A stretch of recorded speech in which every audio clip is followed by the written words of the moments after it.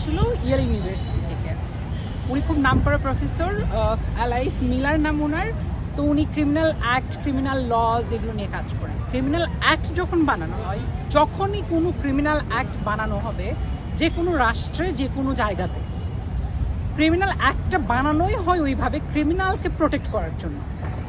আমরা যে ডিম্যান্ড করি অনেক সময় যে আইন সংশোধন করতে হবে, আইন বানাতে হবে, আইন এটা করতে হবে, ওটা করতে হবে, কিন্তু যত রকমের ক্রিমিনাল অ্যাক্ট আছে পৃথিবীতে, আপনি দেখবেন এই ক্রিমিনাল অ্যাক্টগুলা যখন কোনো ক্রিমিনাল অফেন্স করতেছে, ওই ক্রিমিনাল কিন্তু বেঁচে যাচ্ছে আইনের মার পেছে, কিন্তু যে ভিকটিম, সেই ভিকটিমের কিন্তু বাঁচার কোনো উপায় নাই, বিচার পাওয়ার কোনো সম্ভাবনাও নাই।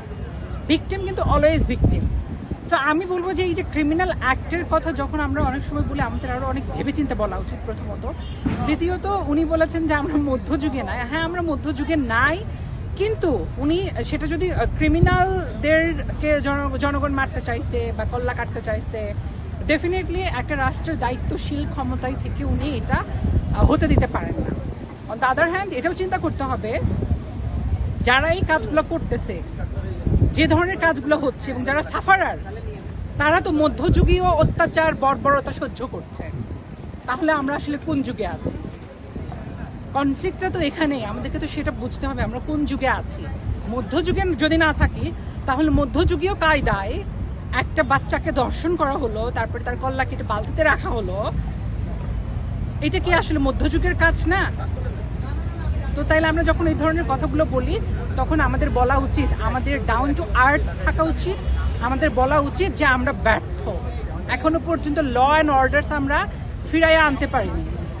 এখনো পর্যন্ত ল অ্যান্ড অর্ডার্সের অনেক ইস্যুজ আছে।